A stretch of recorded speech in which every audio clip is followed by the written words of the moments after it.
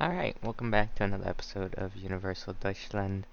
Today we're back in our Potterland, currently working on the portal into it.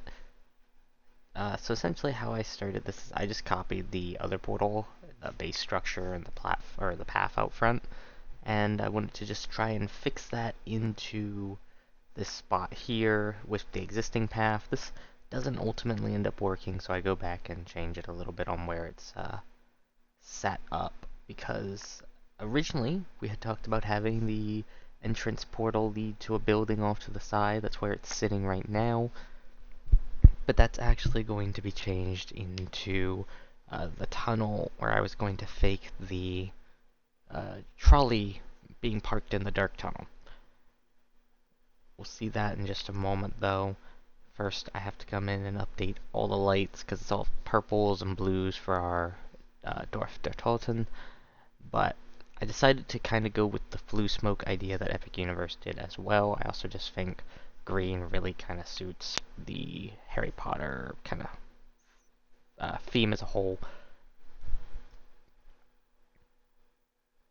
Putting the Scamander quote on here because the portal used at Epic Universe is the Dumbledore quote, of course. I believe it was his quote. But so what I decided was to put Newt's there are no ugly beasts, only ugly people, just because it kind of ties in the rest of the fact that you're going really into his movie here. It's about him, and even um, our broomstick ride, I'm planning to have it be in the Fantastic Beast era, not in the Potter era. But coming back to just update the the entrance tunnel here. This is the side that actually leads into the land. I wanted to kind of give it that the old school New York grit that you might see for kind of that 20s style New York. And that's when I started to realize, well, I need to move the little uh, what's it called, ramp down to the street because it doesn't fit where that needs to be. So I'm tweaking all this. You'll see me tweak the path in a second. It just doesn't work out in the end.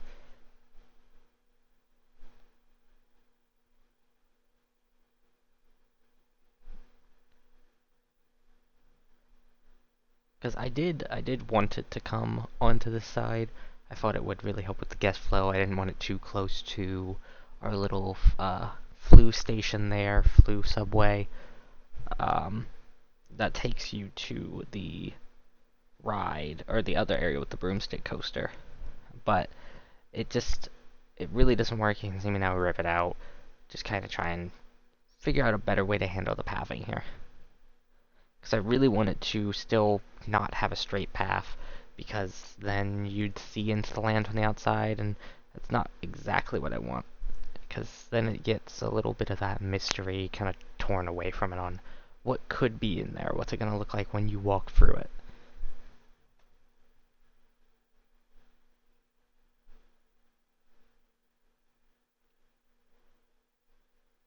But so a lot of this first half here is just more and more pathing. We'll have to copy this pathing to the other save files.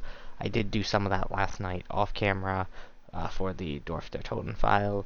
I also went in and re-laid out our Blizzard world, which again may not stay as Blizzard world. I think it would be a fun theme, but I also got to think about things that are realistic for the series and not just my wants and desires.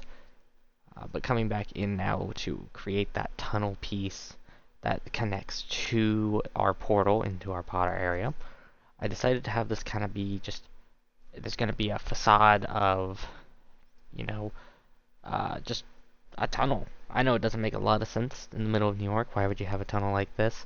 Um, but it's also in the Wizarding world where we can maybe fake some sort of, oh, it's actually a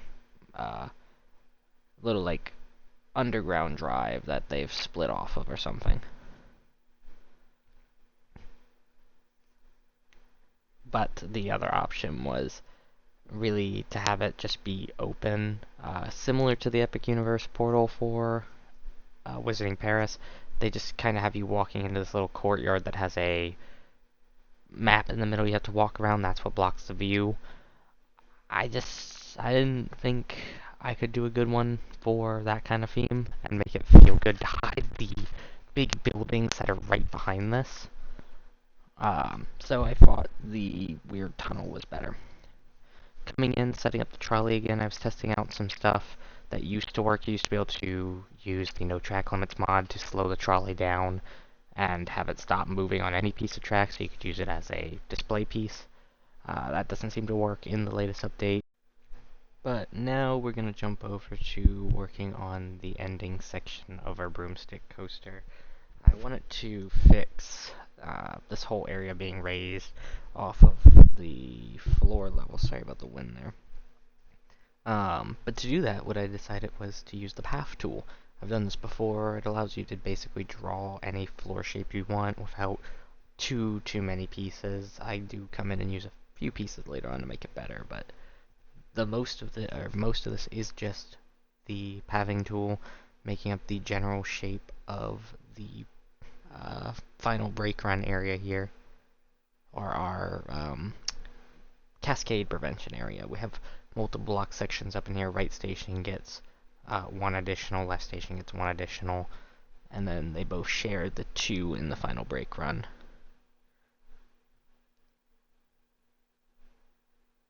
The path tool, while it is great for being able to draw most of the shapes I need, it does have some problems with shapes when there's a bunch of paths nearby, or when you're too close to the move arrow and you try to move it, it doesn't move as strong. It makes it sensitive. Or I'm sorry, not sensitive, which can be good, but can also be quite frustrating. But I did have to do some modifications to the station, as you're seeing. I liked having it symmetrical, but it really didn't work for the profile I had on the ride track. Coming back again, fixing this first area, because it got a little messed up. Sometimes when you add paths too close together, they like stretch out to try and grab each other, kind of like fungus or mold, that kind of stuff. But I then come in, this was a fun thing to have to put together. Normally I'd put all of these lights on an activate trigger and a deactivate trigger, so I can turn them on and off independently. That takes a lot of time. There's 150-ish lights in this area, including the screens used to fake the drop lighting. So instead, they're just all set to normal trigger sequences, and if you want to look at this area in the light, you turn one of them on, and you pause the game. You can still walk around freely, the ride just doesn't move. Coming back though to add lights up over the track as you come into the stations, I think just helps sell this area. There's those props I was talking about earlier. Just a little bit of a lining to help hide some of that exposed underneath.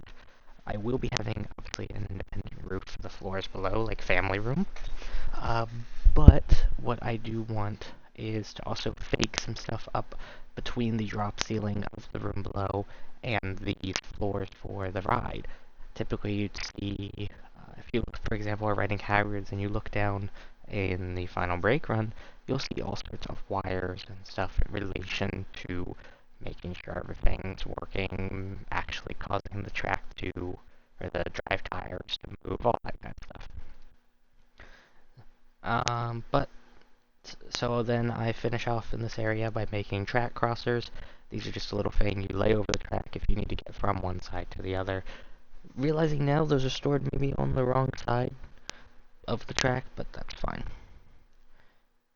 This was a big bulk of the time, and I've not included much of it in the video here besides this first bit, but I've gone back and I've started re-adding all of the controls booth screens for the ride. What you're seeing me do right now is take a picture of the ride from a near, as close as I can get it, top-down angle with a very basic background, so I can come in, high contrast, mask it out, and this gives me my ride's layout. With my ride's layout, I'm able to put it on a screen, attach lights next to the screen, and then use trigger sequences on the ride to trigger the lights to change colors based on where the vehicle is in the layout. This allows me to ensure that my two separate rides that are being used to mimic the dual load and unload are actually in sync with each other and are respecting each other's block sections.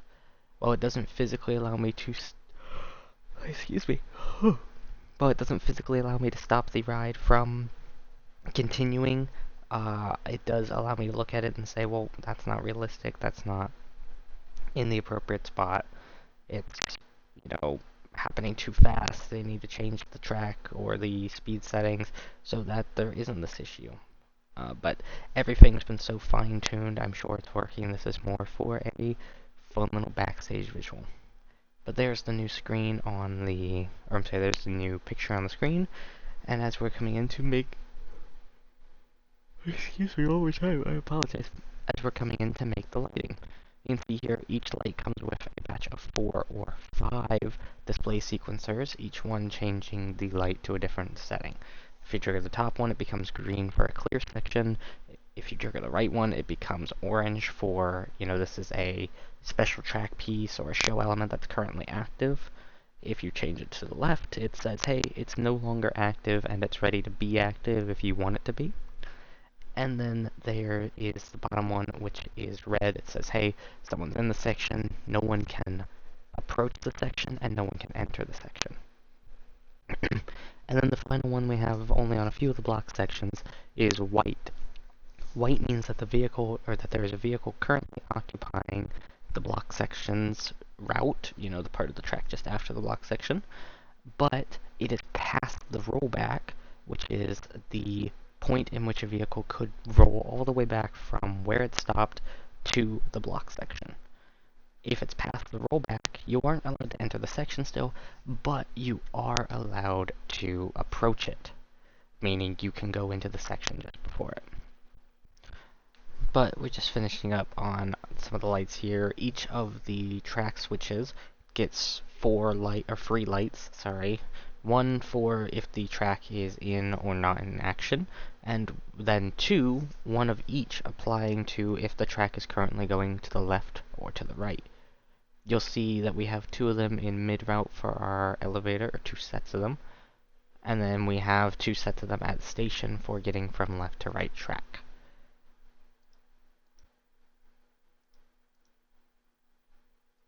Give my recording a second to catch up there. Seems to be lagging. But we're just finishing out adding in all the trigger sections, and this is done manually by hand, putting the triggers wherever I placed those little green boxes, which to me are actual proximity sensors so that we can get readings from the train. But with that, as this finishes out, I'm going to leave you guys for the real-time section, and I hope you guys enjoy what you've seen. Cheers. Alright, welcome to the real time. We got a lot to show off today. It doesn't seem like it from the video, but there was quite a bit done off camera. I've been working a lot after my girlfriend came down again. Spent the week 2 actually with her. Got some of the recording done in what you saw in the speed build, but a lot of it is actually done off camera. Starting with our portal, though, you can see we don't have any of the fancy structure to it yet, but we do have our quote, we do have our nice little base structure. If I go ahead and turn it to night, you can see we do have all the nice lighting set up for it. I think this turned out really good. I was a little worried. Oops, I didn't put the invisible path here. Oh, I did. I was a little worried about the orb, but the orb looks fine. For now, we're just using the same kind of swirl texture we did for Dorf der Toten. We just recolored it green. That will be changing. And then let's actually make it daytime because I don't have the lighting in here set up yet. We'll do 2 p.m. But when you come in, while you can still kind of see what's going on up there, it's not as much of a problem as I was thinking it would be. I might still put a wall-like thing here, so you have to come to this side, but not sure. The primary thing is we have this here, little blackout wall with this trolley and some luggage next to it, kind of trying to tell a story of maybe because Newt is back in town, or, Jacob, Tina, any of them. This is their kind of little doing. We have this blocked off because this is, not for guests, but we do have this little chain here, and if we as team members walk back here and realize the path is broken, so we'll just walk through that box. We do actually have a door, and on the other side is a team member hallway. This team member hallway leads all the way down this way, originally where the portal used to go. And back here we have a storage area as well as a break room for this, which is our quick service counter for hot dogs and pizza. I thought, I'm doing a New York thing, and even though it's older, I need to do these because these are going to be staples. What we're gonna have are a little bar and full dining over here. We did also just need some quick counter service, and I figured putting it right on the other side worked. We'll probably have some sort of cart over in the actual uh, London area as well, but for now, this is where we are. Next to it, I do have bathrooms. These are kind of stand-ins. I've never been great at designing bathrooms, so I kind of just put what I think. We got a men's here with a couple stalls, urinals.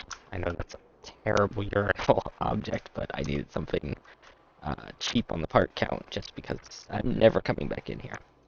And our sinks with little hand soaps and whatnot. Added in some benches, of course, and seating for the quick service so you can just sit right outside it if you want. Our storage has normal storage, or pantry storage, and a little walk-in freezer type thing. We have started actually allotting the expansion plots for once this area is done. So what I'm confidently saying now is here, here, and here I'm not going to be changing at all. I may change some stuff up in here or back this way, but this section is now finalized. So, what is finalized about it though, because there's some stuff changed from the last time you guys were here as well. We have this nice long concrete path here that leads across a road and to our wardrobe building. This is going to be for our team member wardrobe. This is going to be for HR and office staff. We're going to have a cafeteria, all sorts of stuff, and some of you watching the video may recognize the building. This is size recreated same as the wardrobe building at Epic Universe because I needed a good stand-in reference for how much office space, employee space kind of stuff you need for a park of the scale, and it's on a pretty similar size. So this building here, we do have our bus loop. This will be for our team members to take if they work over here in Dorf der Toten or the bus area. Otherwise, they can take the bus lanes down this way, which will lead them to this plot, which we're currently thinking is going to be our Super Nintendo world if I decide to follow in Universal's current footsteps of putting that in all the parks. Or they can stop here at what was Blizzard World. As you can see, I did shrink it down. I didn't like how much space it was taking for being a completely new IP, and even this is probably still too much. In all honesty, I'm probably going to cut it here and then leave this space here for a ride in relation to our central hub.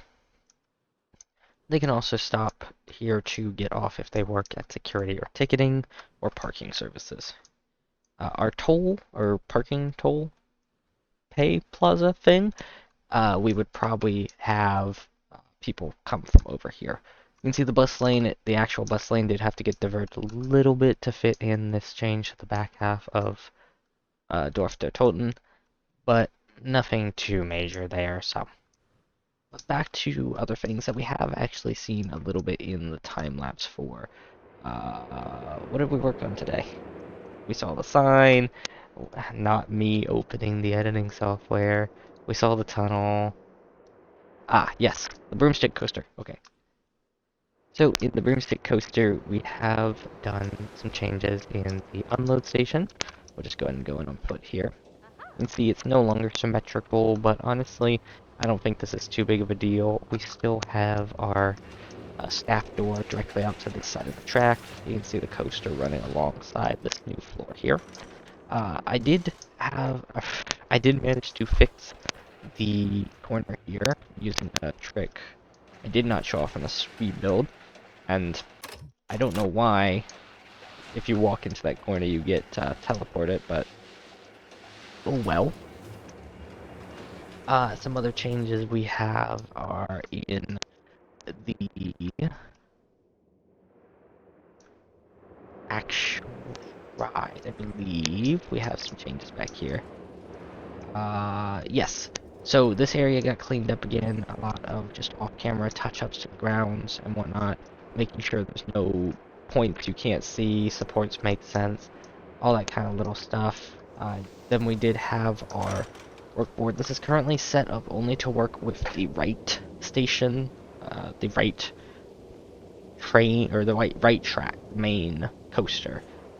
But you can see we do have the whites and the reds and all that. So if we watch this one just went white, which means the coaster's currently somewhere around here, which means he's coming this way, and then he should be hitting that. He's now red because he's launching up, and then once he comes all the way around here, he'll be past the rollback. This one will go white, and this one will go green, which means now the person in this section of the track is allowed to continue forward, because this is, well, they were already allowed to, but it was discouraged because the next one was white. You can see both those go red. Eventually, once this is past rollback, this will turn back to being green, meaning that it is allowed to operate.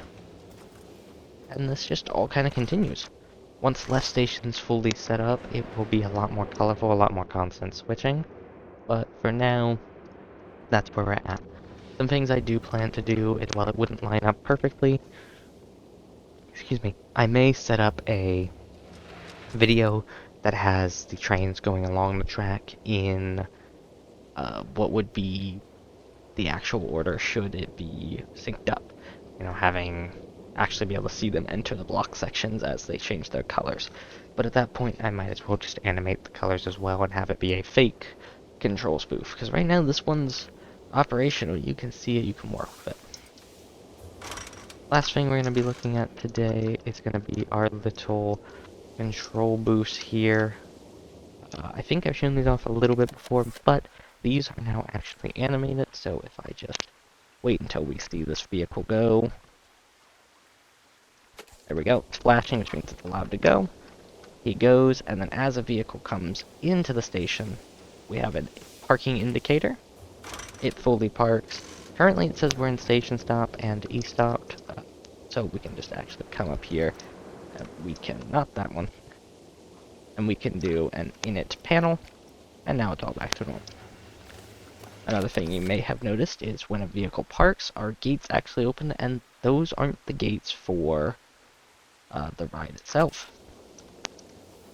These are custom gates, because this coaster doesn't have gates.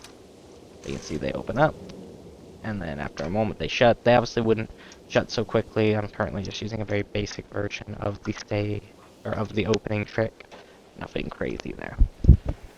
But I believe, because we've talked about all the off-camera stuff, we talked about the on-camera stuff, that should be all. I hope you guys enjoyed it. I have another episode coming hopefully soon for Dorf der Toten. They're getting a new ride, but I don't want to spoil too much.